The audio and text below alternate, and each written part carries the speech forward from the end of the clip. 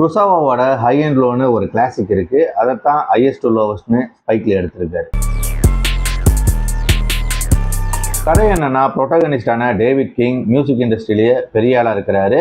இவர் பிசினஸை டெவலப் பண்ணுங்கிறதுக்காக இவங்க பார்ட்னர்களோட ஷேர்ஸ் எல்லாம் இவரே வாங்கிக்கிறேன்னு சொல்றாரு. அதுக்காக ரிஸ்க் எடுத்து ஒரு வீடையெல்லாம் அடமானம் வச்சு $17,000 மில்லியன் ரெடி பண்றாரு. இந்த சமயத்துல தான் டேவிட் கிங்கோட பையனை கிட்னாப் பண்ணிடுறாங்க. அந்த கிட்னாப்பர் அந்த $17,000 மில்லியன் கேட்குறாரு. இந்த சமயத்துல தான் ஒரு ட்விஸ்ட் நடக்குது. கடத்தப்பட்டது டேவிட் கிங்கோட பையன் கிடையாது, அவர்கிட்ட வேலை செய்யற டிரைவருடைய பையன் சொல்லி. இருந்தாலும் அந்த கிட்னாப்பர் அந்த $17,000 மில்லியன் கேட்குறாரு. இதுக்கப்புறம் நம்ம டேவிட் கிங் இந்த பணத்தை கொடுத்தாரா, அந்த பையனை காப்பாத்தினாரா, இதெல்லாம் தான் இந்த படத்துடைய மீதி கதை.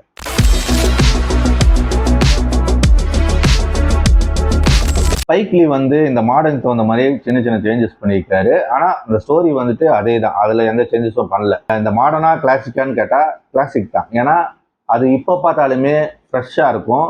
அந்த டென்ஷன் அப்படியே மாறும். நீங்கள் ஸ்டார்டிங்கு இந்த வேர்ல்ட் சினிமாலாம் பார்க்கும்போது என்ன தோணும்னா, இது இந்த வீட்டுக்குள்ளேயே தான் எடுப்பாங்க போல, வீட்டை விட்டு வெளியே போகாது போலங்கிற மைண்ட் செட்டில் வரும். இதுக்குள்ளேயே தான் நடக்க போகுது இந்த படம் பார்க்கும்போதெல்லாம் தோணி இருக்கு.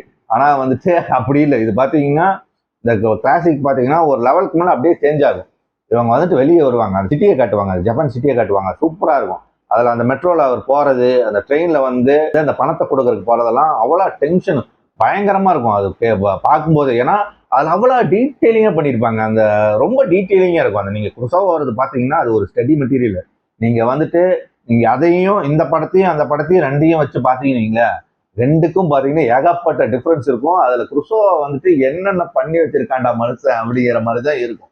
ஏன்னா அந்த அளவுக்கு ஒரு டீட்டெயிலான ஆளு. ஏன்னா குரோசாவா வேர்ல்டு அப்படிதான். நான் ஏன் ரெண்டையும் கம்பேர் பண்ணல, இருந்தாலும் கம்பேர் பண்ணி தான் ஆகணும். ஏன்னா ஹை அண்ட் லோ எல்லாருமே பார்த்துருக்கணும். அது ரொம்ப முக்கியமான ஒரு படம். ஹை அண்ட் லோன்னு டைட்டில்லே வச்சிருக்காங்க. அதுதான் இதுல இருக்கக்கூடிய குரோசாவாவோட ஐடியாவே பாருங்க எப்படி இருக்குன்னு. ஹை கிளாஸ் லோ கிளாஸ் இதை தான் படத்துல சொல்றாங்க. அதுதான் ஒரு சிம்பிளான ஒரு ஹை அண்ட் லோன் வச்சிருக்காங்க. ஆனா நம்மளுக்கு எனக்கெல்லாம் அப்பெல்லாம் தெரியல, ஏன்னா ஹை அண்ட் லோன் டைட்டில் என்னவா இருக்கும் அப்படின்லாம் யோசிச்சுருந்தேன். ஆனா படம் பார்த்ததுக்கு அப்புறம் தான் புரிஞ்சு எதுக்குடா இந்த டைட்டில் வச்சாங்க. ஸோ அப்படிதான் இருந்தது.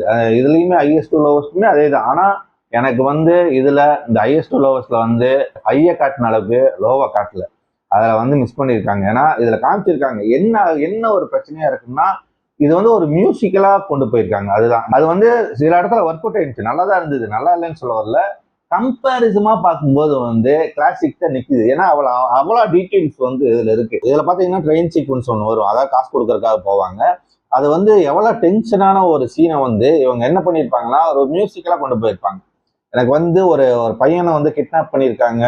அப்போ அது எவ்வளவு டென்ஷனா இருக்கும், அது எப்படி காமிச்சிருப்பாங்க.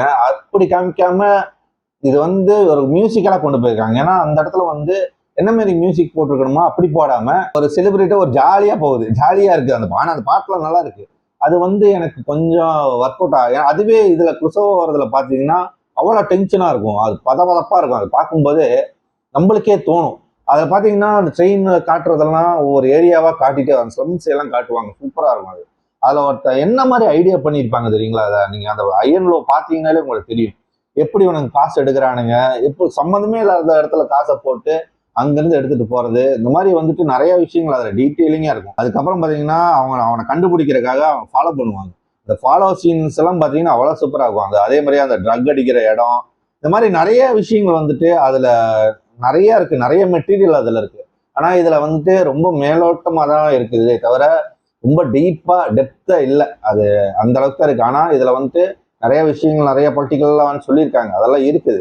இருந்தாலுமே ஏன்னா கம்பேர் பண்ண வேண்டியதா இருக்குது, அந்த மாதிரி தான் இருக்கு. ஏன்னா ஹை அண்ட் லோ அப்படி ஒரு கிளாசிக், அது ஒண்ணுமே பண்ண முடியாது. இருந்தாலுமே இதுல டென்சில் வாஷிங்டன் ஒரு பவர்ஃபுல்லான பர்ஃபார்மன்ஸை கொடுத்துருக்காரு. அந்த ரேப்புக்கான அவருக்கான அந்த ஹை கிளாஸான அது விஷயம் நல்லாவே வந்திருக்கு.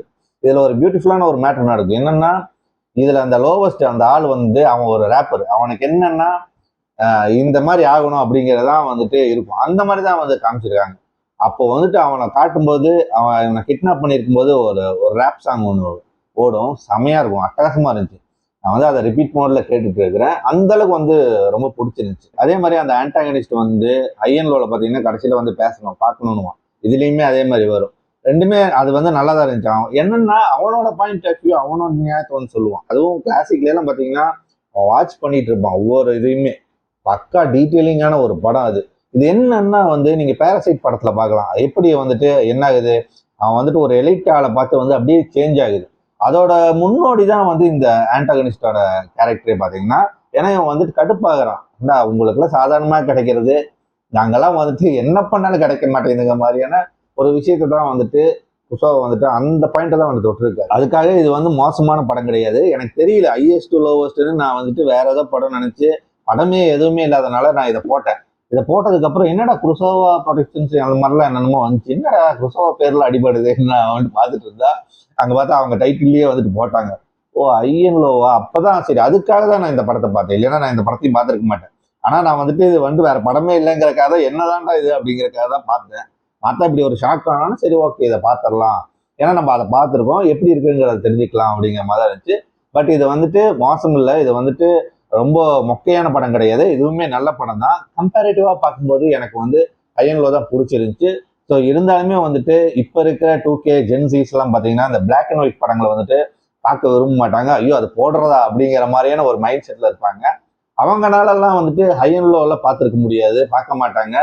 பார்ப்பாங்களான்னு தெரியல. ஆனா அவங்களுக்குலாம் வந்து இந்த ஹையஸ்ட் டு லோவஸ்ட் வந்து கண்டிப்பா பார்க்கலாம். ஏன்னா இப்போ இருக்கிறவங்களுக்கு தகுந்த மாதிரி தான் வந்துட்டு நம்ம ஸ்பைக் லீ வந்து மாற்றி பண்ணியிருக்காரு. ஸோ கண்டிப்பா குருசோவாவோட ஹை அண்ட் லோ பாருங்க, மிஸ் பண்ணாதீங்க. பை.